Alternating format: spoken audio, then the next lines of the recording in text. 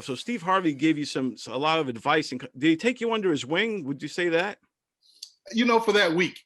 He was there for a week. We worked together. And I just remember, at the time I was really into LL Cool J.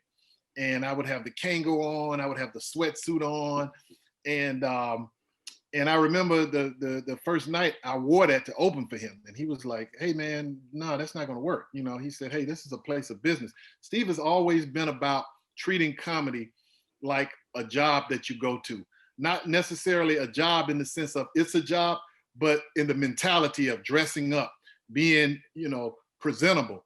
And I remember him saying, "No, man, you can't wear that. No, that's not. You're gonna when you dress nice." And I said, "Well, all right, Steve." So the first night he let me slide.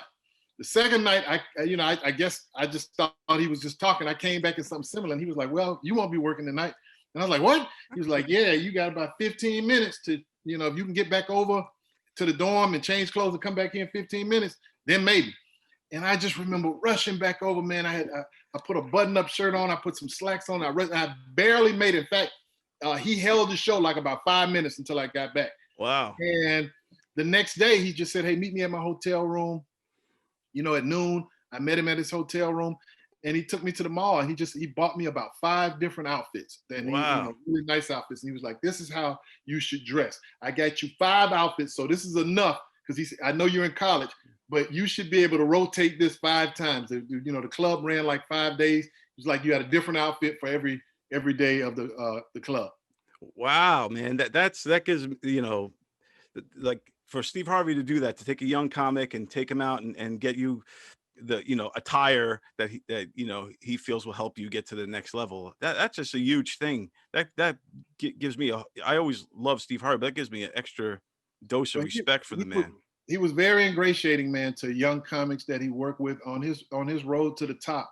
Whenever he would work with a young Black comedian in particular, and the reason I say young, I mean, he was like that with everybody, but a lot of the young Black comedians came out of poverty, came out of the hood, didn't have fathers.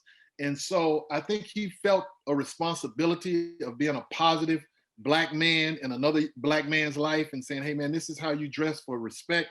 This is how you dress to get people to be able to, so people will see you take this serious. So, he was very, very ingratiating.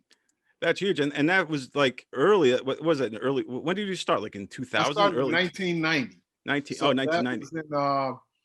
It was in, I worked with him probably February of 1990.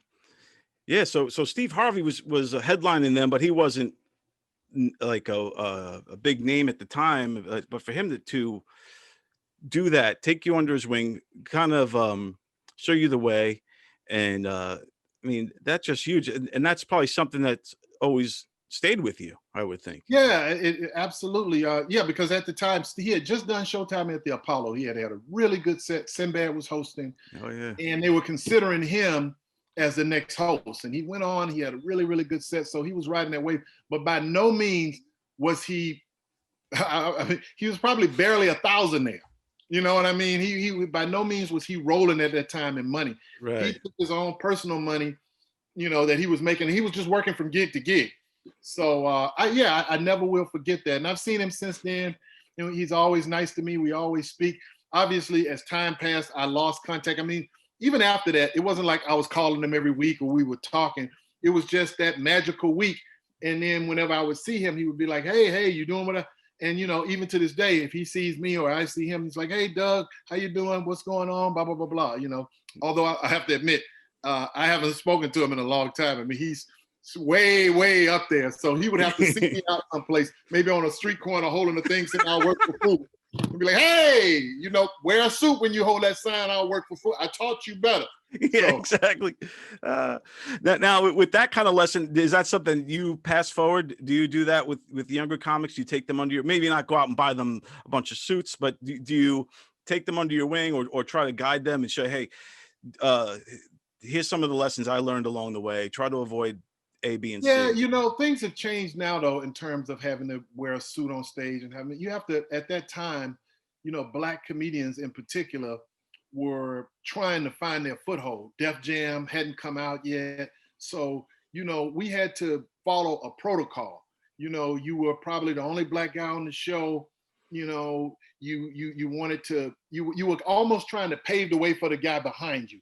So we all kind of looked at it, and you didn't want to go in and screw things up and have them say, hey man, let's not bring any more young black comics in here. The last guy was dressed like a thug, he cursed. So it was to set a pattern, but now, there really is no standard. I mean, with the internet and all these internet comics and everything. But yeah, I do give advice. If I can give advice, I'll say something. But I think the times have changed now in terms of how to dress and what to do. But it's always, you can never lose by dressing nice. But it doesn't have to be a suit, but you should always be presentable. I do still believe that. Yes, indeed, man. That's good advice. I should take that advice. I'm sitting here in a hoodie. I should be more dressed nice. Well, I'm in one too, but it's really a nice hoodie though. Yeah, you got a nice one. Yeah. Designer. This is off a rack. You see what I'm saying? This is a rack hoodie. Yeah, I think this is a champion. Yeah, so I'm just you like buy that at a regular sports store. Yeah, exactly that one. Yeah. See, I'm gonna have to tell you, like Steve said, you need to up your game, man. That's not gonna work. For you to have a show like this, a podcast, and you dress like that, you're really not representing white people in the way they should be represented. This is very true. This is very true.